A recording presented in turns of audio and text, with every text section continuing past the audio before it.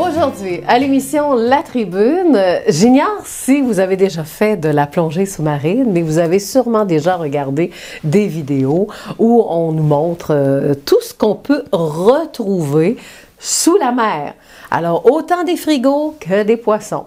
Alors, nous avons des expéditeurs dans la région qui viennent d'ici et qui parcourent le monde entier. Alors, il s'agit de Julie Ouimet et Michel Labrec. Michel Labrec, c'est le fils donc de Jacques Labrec de Plessisville, anciennement Surplus-Labrec. Alors, vous reconnaissez un peu. Et Julie Ouimet, c'est bien sûr la femme donc de Michel. Alors, ils sont deux, ils sont inséparables. On les appelle les Siamois de la plongée sous-marine. Et j'ai ici en studio Julie Ouimet. Bonjour Julie. Ça va bien? Ben oui, ça va bien. Oui, tu es en forme toujours? Toujours. Hey, on n'a pas le choix d'être en forme quand on fait de la plongée sous-marine, hein? C'est sûr que c'est un peu physique parce que les équipements sont lourds.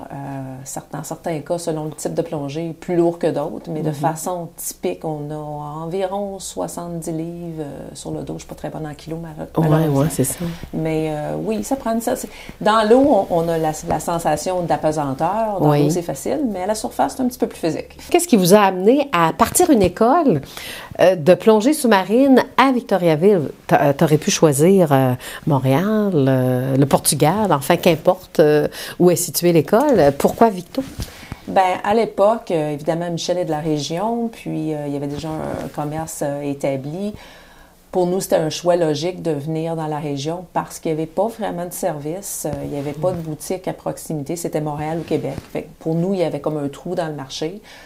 Puis, même si Victoriaville n'était pas évident parce qu'on est loin de l'eau, il n'y a pas vraiment de plans d'eau qui sont plongeables. Le fleuve, à cette hauteur-ci, c'est pas plongeable. Sinon, il fallait se déplacer soit vraiment à l'est de Québec, parce qu'encore une fois, Québec non plus, c'est pas plongeable parce qu'il y a un début de mélange d'eau salée et d'eau douce. Donc, il n'y a vraiment pas de visibilité dans le fleuve à cette hauteur-là. Sinon, ça allait vers Montréal, à l'ouest de Montréal, où là, c'était très connu pour les plongeurs. Ici, ben, il y avait la carrière à Thetford Mines. Oui. Donc, c'est devenu vraiment notre site de formation qui était le premier choix, parce que c'était ça qui était le plus proche. Oui. Mais c'était un défi de partir un centre de plongée dans un endroit où tu n'as physiquement pas d'eau. Non, exactement. Voilà. Alors, maintenant, on a vendu, hein, on vend l'école, mais on fait quoi après? Est-ce que les projets étaient quand même là? En fait, la première raison pour laquelle on a vendu le centre de plongée, l'école, c'était pas parce que ça fonctionnait très bien. En fait, ça fonctionnait trop bien. On avait tellement de temps qui était consacré à l'entreprise qu'on n'avait aucun temps pour nos projets personnels. Puis on recevait de plus en plus d'offres. On avait des opportunités qui nous étaient présentées, puis on les refusait toujours parce qu'on n'avait pas le temps. On ne pouvait pas physiquement fermer. On ne pouvait pas physiquement prendre 2 semaines de congé pour aller faire des projets personnels parce qu'il y avait trop de demandes puis on était trop occupés. C'est un petit peu ça qui a précipité notre décision. Entre autres, il y a une occasion qui me revient en tête. C'était le facteur déclencheur. C'est qu'on a donné une première conférence à Boston. C'est la première fois qu'on donnait une conférence aux États-Unis. Puis dans la salle, il y avait une légende. Je veux dire, plus connu que Cousteau aux États-Unis. C'était un des premiers à filmer sous l'eau avant même que le scaphandre autonome inventé par Cousteau n'existe. Il avait fabriqué sa propre caméra. Il allait juste en apnée, en palmas tuba. Puis cet homme-là, pour nous, c'était, mon Dieu, c'était Dieu, là. C'était comme rencontrer la plus grande célébrité de plongée qu'on ne pouvait pas rencontrer. Puis il a assisté à notre conférence, puis c'était sur les requins. Puis il a été un des premiers à plonger à l'extérieur d'une cage avec un requin à l'époque. Puis au moment de sa présentation, à lui, quelques heures plus tard, il a commencé en disant... Avant de commencer, je dois parler ce matin, j'ai vu une présentation, 2 jeunes gens, puis nous, on trouvait ça drôle parce que le monsieur, il avait 80 ans passés. Là. En fait, il allait avoir... C'était quoi son nom? Stan Waterman. Voilà. Okay. Il allait avoir 90 ans, en fait. Puis il raccrochait ses palmes à ses 90 ans.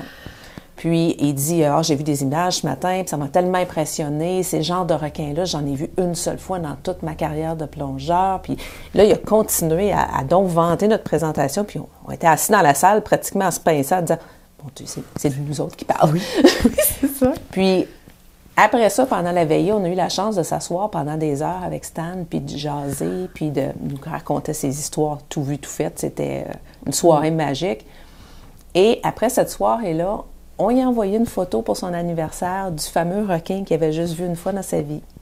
Et il nous a réécrit une lettre. Il nous a invités à aller le visiter chez lui au Maine, puis aller plonger avec lui. À l'époque, on avait toujours la boutique. On n'a pas pris le temps d'y aller. Et suite à ça, il a raccroché ses palmes, mais il n'a jamais replongé. Et ça, c'est une occasion qu'on va à tout jamais regretter de ne pas avoir dit, on met de côté, là, on part 2 jours. Oui. C'était 2 jours. C'était vraiment le déclencheur de dire, OK, là, on a des opportunités qui repasseront peut-être jamais. On fait le saut, on se consacre à vraiment l'imagerie qui était devenue une passion pour tous les deux. Puis on se lance là-dedans. Puis les expéditions plus, je dirais, moins grand public, pas on s'en va plonger à Cuba, personne n'a besoin de moi pour aller faire ça. Puis c'est sûr qu'il y a sûrement une question qui pique la curiosité des gens. Comment vous êtes rencontrés? Parce que toi, tu es native de... Huntingdon. Et puis Michel de Plessisville. Qu'est-ce qui fait que... 2 endroits où il y a autant de mer et d'eau les unes que les autres. Ça. Alors, qu'est-ce qui On s'est rencontrés en plongée. Carrément. La passion. C'est la passion qui unissait. OK. Et en dedans de quelques mois, on avait déjà le plan d'ouvrir la boutique et de partir l'école. Et on va parler un peu de la carrière parce que même vos vidéos, parce que dernièrement, là, il y a un film qui va être projeté en Espagne le 19 novembre prochain. Alors, parle-moi un peu de ce concours-là. C'est la 45e édition. C'est ça de Cimasob. Je ne sais pas si je prononce bien, là. Est-ce que je sache ou Cimasob? Puisque je suis jamais allée en Espagne pour assister physiquement, je pense que je ne serais pas difficile sur la prononciation. Bon, bien, parle-moi un peu de tout ça, puis les gens vont... Après ça, on parlera des projets que tu as fait avec Michel. Vas-y. Ben, en gros, le gros de mon travail au niveau de l'imagerie sous-marine, ça a été plus centré au niveau commercial. Mais... quelques fois par année, je donne un petit peu place à la créativité, puis je travaille sur des petits projets qui sont des courts-métrages qui sont présentés un peu partout dans des festivals de films comme ça. Puis, ce dernier projet-là, c'était un que je travaillais depuis quelques années parce que ça me prenait beaucoup d'images pour le faire. L'idée, c'est de un peu montrer, plutôt que de toujours montrer les beaux coraux, les beaux poissons de couleur, c'était de montrer les espèces bizarres de l'océan, celles qui sont très laides, un peu épeurantes, on regarde ça et on ne sait pas si c'est vivant, ou au premier coup d'œil, même, ça ne bouge pas, on n'est pas sûr. Donc, c'était un petit peu de mettre en lumière ces animaux-là en se disant, peut-être même les laits ont besoin d'amour. D'un peu démystifier ces animaux-là. Donc, même de voir des espèces qu'on ne connaît pas, qui n'ont pas de nom non plus. Oui, absolument. C'est ça? Puis, en fait, la plupart de ces espèces-là sont vénéneuses même. Donc, des espèces qui peuvent être dangereuses si on vient en contact avec. Puis, c'est un petit peu de montrer ces espèces-là. Donc, j'ai fait un film qui est un petit peu plus style, un peu film d'horreur. Puis c'était un peu d'aller plus dans l'artistique que juste montrer la mer telle qu'elle. Puis ces projets-là, j'en fais quelques-uns par année parce que je trouve ça ça sort du cadre de faire un vidéo plus commercial où là, on veut montrer les beautés, puis de s'amuser un petit peu avec la vidéo. C'est ce film-là qui a ouvert le Festival de films de Boston au début d'octobre et qui, là, vient d'être primé en Espagne. Et on peut peut-être en présenter un extrait, hein? Ça serait bien. Alors, on va écouter un extrait.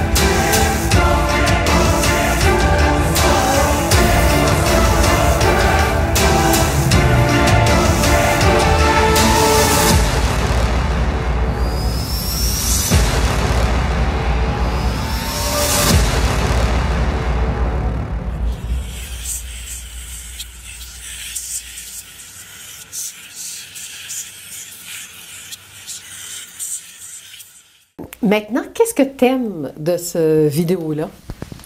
Je pense que c'était vraiment la difficulté d'aller capter ces images-là. Comme je disais, c'est souvent des animaux qui sont plus difficiles à filmer parce qu'ils sont souvent immobiles.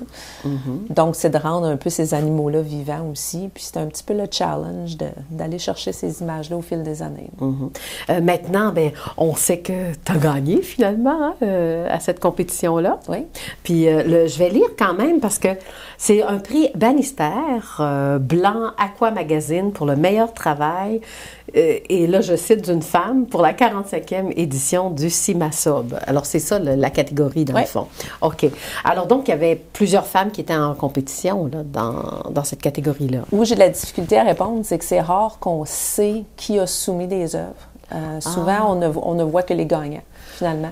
Okay. Et la quantité de personnes qui soumet, c'est souvent gardé confidentiel. Donc, c'est toujours un peu difficile à évaluer, mais c'est toujours un petit velours de recevoir un prix. Un prix, en tout cas, félicitations. Puis, on vient de voir les images. Alors, c'est bravo encore une fois. Alors, maintenant, la suite de ça, là, les autres projets, est-ce qu'on commence à en parler un peu? Oui, parce qu'il y a eu beaucoup d'images. Puis, des fois, si on te suit sur ton Facebook, toi et Michel, vous placez tout ce que vous faites sur Facebook, hein, aussi? Pas tout, parce qu'on inonderait Facebook. On passerait nos journées à faire que ça, honnêtement. Mais on travaille sur beaucoup de projets. C'est sûr que depuis la dernière année et demie, notre vie a beaucoup changé, à nous aussi, parce qu'on travaillait majoritairement à l'international. Le gros de notre travail, c'était de faire de la vidéo ou de la photo promo à l'extérieur du Québec. On faisait des vidéos pour des hôtels, des bateaux, même parfois par des opérateurs de tours qui faisaient des visites de la jungle. C'était vraiment ça qui était devenu notre travail, plutôt que le côté artistique, je dirais. C'est sûr qu'avec les interdictions de voyage, ben, nous, on a dû aussi se recycler. Ben, vas-y avec la COVID. Ben oui, on n'a pas eu le choix parce que, première des choses, beaucoup de ces gens-là avec qui on avait déjà des contrats vont peut-être même pas survivre à la pandémie au niveau économique. Dans beaucoup de pays, c'est pas encore ouvert, beaucoup de difficultés économiques. Donc, on ne sait pas trop comment tout ça va se finir. Puis, de notre côté, il fallait justement trouver une façon de garder notre entreprise en vie dans un endroit, encore là, où les gens peut-être ne pensent pas tant que ça plonger au Québec parce qu'on a tout un peu l'impression que justement, c'est des lacs verts, où on ne voit rien, où c'est de l'eau froide. Donc, nous, ce qu'on a fait dans la dernière année et demie, c'est vraiment de refaire découvrir aux plongeurs locaux les beautés qu'on a au Québec. Beaucoup de gens sous-estiment ce qu'on a au Québec.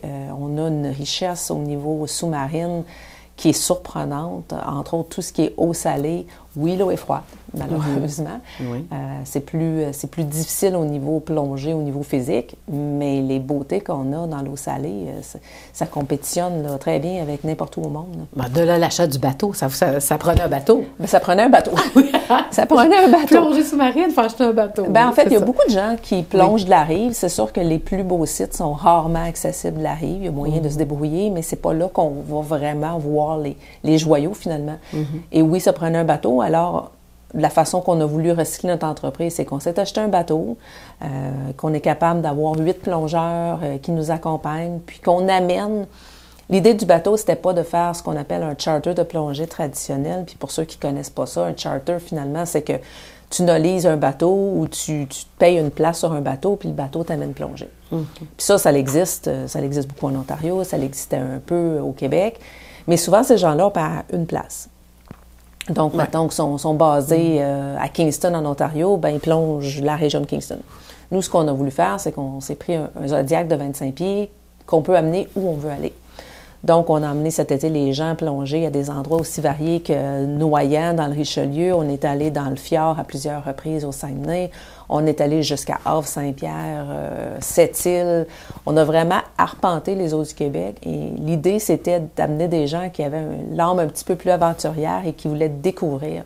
Pas nécessairement leur présenter les endroits qu'ils connaissaient, leur faire découvrir des nouveaux endroits. Et du même coup, ben, nous, on explore, puis on trouve des choses incroyables. Tant qu'à t'avoir, Julie, j'aimerais ça qu'on parle un peu de ce que tu vois en dessous de la mer, dans les profondeurs de la mer.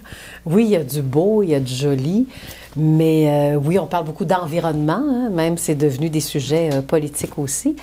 Et moi, la vidéo qui m'a vraiment marquée, c'est quand on parle des coraux. Tu sais, ton vidéo sur les coraux, là, que ça aussi, ils ont de la difficulté. Puis à un moment donné, on s'en va peut-être même vers une disparition des rives en corail. Alors, est-ce que tu peux m'en parler un peu? Je dois dire que malheureusement, autant qu'on a le privilège de voir des beautés sous l'eau que peu de gens ont la chance de voir, c'est pas fait pour tout le monde, la plongée. C'est pas tout le monde qui est capable de faire ça ou qui veut le faire. Mais malheureusement, depuis déjà seulement 20 ans, nous, on n'est pas des gens qui plongent depuis les années 50, mais seulement en peu d'années, on voit une détérioration qui est vraiment surprenante. La vitesse à laquelle on voit que les environnements sous-marins se détériorent, c'est choquant, c'est le moins qu'on puisse dire. Ouais. Puis on se pose même la question à un point, est-ce qu'on peut stopper ça ou est-ce qu'on a déjà passé le point de non-retour? La pollution plastique dans les océans, les coraux, c'est une chose, c'est un peu les poumons de la planète aussi, autant et sinon plus que les arbres. Oui, il y a du blanchiment, mais c'est beaucoup causé par le réchauffement de l'eau. Donc, réchauffement climatique, réchauffement de nos océans. Les coraux, certaines espèces ne sont pas capables de survivre s'il y a un changement de température, ne serait-ce que de quelques degrés. Et oui, c'est un problème majeur. Il y a beaucoup de scientifiques qui travaillent pour essayer de voir si on est capable de même transplanter des coraux d'un endroit à un autre qui sont plus résistants. Mais oui, on voit énormément de détérioration. Il y a des endroits où on voit que la surpêche, c'est effrayant, là. On plonge à des endroits où il n'y a plus de poissons. On descend, les coraux sont beaux, mais il n'y a plus de poissons. Ah, puis ça, on les cherche. Ben oui, puis c'est la nourriture des poissons aussi. Ben, ce qui arrive, c'est qu'il y a beaucoup d'endroits au monde où soit c'est la surpêche commerciale, parce qu'encore une fois, on est beaucoup d'humains sur la planète et ça ne change pas, ça s'amplifie. Donc, ces gens-là, il faut les nourrir et la pêche, c'est la façon économique, la façon accessible de nourrir beaucoup de peuples dans le monde. La pêche artisanale n'est pas un problème, c'est vraiment la surpêche commerciale où, encore une fois, il y a énormément de gaspillage. Donc, c'est même pas qu'on nourrit vraiment les gens, on en gaspille une grande portion, mais ce faisant, on vide les mers. Et on les vide à une vitesse que la mer n'a pas la chance de se régénérer. C'est la pollution plastique qui est rendue incroyable. Puis c'est pas juste ailleurs dans le monde. On plonge ici, là, au Québec, là, puis il n'y a pas une fois que tu ne sors pas en ramassant 3-4 bouteilles, canettes, des cochonneries diverses. Les gens qui s'amusent à frapper des balles de golf dans les lacs. Là. Ah, ben oui. Puis même les masques, hein? Les masques, là, c'est... Avec la pandémie, on trouve des masques dans l'eau, des gants, toutes sortes de choses qui, finalement, sont devenues des parties de notre quotidien, mais qui ne l'étaient pas il y a 2 ans. Donc, quand on dit urgence, des fois, on écoute comme les nouvelles, là, c'est urgence au niveau climatique, au niveau de l'environnement. C'est vrai, puis là, tu viens de nous faire réfléchir. Est-ce qu'il est trop tard, à quelque part, là? Est-ce qu'on est dans le bon temps encore pour faire attention? J'ose espérer que oui, il n'est pas trop tard, mais les signes sont vraiment graves. Puis, comme je disais, on voit une amplification, on voit un site de plongée, puis je vais prendre l'exemple d'Indonésie juste parce que c'est plus frappant. Évidemment, il y a 220 millions d'habitants en Indonésie, là, c'est extrêmement peuplé, donc le problème est encore plus grand, pas parce qu'ils sont moins conscients du besoin de faire attention, c'est qu'il y a juste tellement de gens dans des endroits où ils n'ont pas les moyens que nous, on a dans des endroits comme le Québec, parce qu'on peut disposer de nos déchets, on n'est pas obligé de prendre nos choses et les jeter par terre, on a des poubelles partout. Il y a des façons pour nous d'être environnementalement conscients. Dans beaucoup de ces pays-là, ils n'ont juste pas les ressources. Puis anciennement, puis on se faisait dire ça par des vieillards, tout ce qu'ils achetaient était dans des sacs de papier. Les sacs de papier, quand ils les jetaient par terre, ils se décomposaient. Ça ne créait pas vraiment de pollution. Maintenant, tout est dans des sacs de plastique. Et cette mentalité-là de jeter où on peut, elle a été créée par les âges, mais là, on jette quelque chose qui ne se défait pas et qui se ramasse dans les cours d'eau. Et on plonge, puis il y a un endroit, la dernière fois qu'on était allé en Indonésie, c'était frappant, on se tourne, puis on regarde vers, mettons, le large. Oui. Puis les sacs de plastique passent devant nous à mi-eau, là. Ça n'a pas de sens. C'est triste, là. Je veux dire, ça en est à pleurer. Tu regardes ça, puis tu te dis, mais on ne sera jamais capable de tout ramasser ça, puis on en retrouve dans les endroits les plus profonds de nos océans. Dernièrement, ils ont fait une descente dans la tranche des Mariannes, la fosse des Mariannes, qui est l'endroit le plus profond répertorié de la planète. Puis on a trouvé des déchets plastiques dans le fond, là. Donc c'est vraiment partout. Tu les as vus parce que plus qu'on va en profondeur, plus c'est noir. Oui, bien c'est ça, ils descendent là en sous-marin, puis là, ils trouvent ça même dans ces endroits-là. Les animaux meurent étouffés dans le plastique. On a trouvé des carcasses de baleines, puis quand les scientifiques font une autopsie de la baleine, ils trouvent des estomacs remplis de plastique. C'est triste. C'est très triste. C'est triste. Et bon, changement de sujet, parce que le temps commence à passer trop vite en ta compagnie, Julie. T'es même, les gens t'appellent pour que tu puisses être juge dans différents comités à l'international aussi, hein? Oui, dernièrement, il y a 2 ans, on m'avait contacté pour faire partie d'un jury vidéo. Il faut dire qu'il y a quelques années, on avait même parti un festival de films sous-marins de toutes pièces en collaboration avec un de nos partenaires dans les Caraïbes. Donc, j'imagine que c'est un peu de fil en aiguille que ça en est venu là. Puis ce festival-là, c'est en fait une compétition internationale qui a lieu, qui se déplace à tous les 2 ans. Et puis c'est des gens de plusieurs pays qui viennent compétitionner, un peu comme des Jeux olympiques finalement. Puis j'avais été juge il y a 2 ans, puis cette année, on m'a demandé d'aller présider le vidéo jury au Portugal. Oui. Alors, c'est magnifique, hein? C'était une belle expérience. Oui, hein? Parce qu'on vous voit des fois passer des soupers, c'est des rencontres à l'international aussi, là. Fait que vous savez combien de langues? Comme faut, 2. 2, OK. Anglais, français. Disons, pour se débrouiller, 2 et quart, 2 et demi. Ouais, peut-être un petit peu d'espagnol. Un petit peu d'espagnol, puis au fil des années... je dirais pas qu'on se débrouillait en indonésien, mais assez quand même capable de communiquer un petit peu, là. Oui, hein? C'est vraiment être passionné, là. Et aussi, il n'y a pas... J'ai cru voir dans un magazine vos photos. Est-ce que ça se peut? Oui, ça, c'est plus le volet de Michel, parce que lui, il est plus concentré sur la photo. Moi, je suis plus vidéo. Les photos de Michel ont été publiées dans de nombreux magazines de plongée un peu partout au monde. On est des collaborateurs depuis au-delà de 10 ans avec la seule revue québécoise en plongée sous-marine. Il a fait je ne sais pas combien de couvertures sur ce magazine-là. On écrit des articles. Les articles, on se les partage. Des fois, c'est Michel qui les écrit, des fois, c'est moi. Mais oui, c'est une autre partie de ce qu'on fait. En guise de conclusion, qu'est-ce qu'on fait pour vous joindre? Parce que vous avez sûrement piqué la curiosité de beaucoup de téléspectateurs. Alors, on était intéressés, à faire des affaires avec vous. On peut le faire, là, aussi. Oui, absolument. Il y a beaucoup de nos projets on ne demande pas à des gens d'être des experts de plongée. Tout simplement, s'ils ont une passion pour la plongée et ils ont les niveaux requis, ils peuvent faire partie de nos expéditions, venir plonger avec nous sur le bateau ou même en Anticosti. Façon plus facile de nous rejoindre, c'est probablement via notre site web ou sinon par Facebook. Parfait. Alors, on enverra les coordonnées en bas de l'écran. Merci beaucoup, Julie Ouimet. Hein? Merci, Lydia. Alors, toute une tribune. Donc, merci à Michel Labrec et puis aussi à Julie Ouimet. Et une très, très belle continuité. Alors, on a exploré à notre manière la mer et les fonds de mer et puis tous les beaux rêves aussi de Julie et Michel, des gens de chez nous. Merci. Et on se dit à une prochaine émission, La Tribune.